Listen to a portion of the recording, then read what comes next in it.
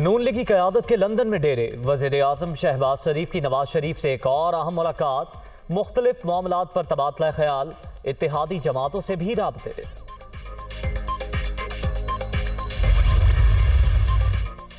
जो भी अहल हो उसे नया सिपा सालार बनना चाहिए।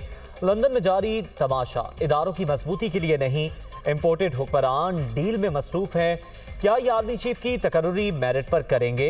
इमरान खान का लॉन्ग मार्च के शुरका से वीडियो लिंक खिताब।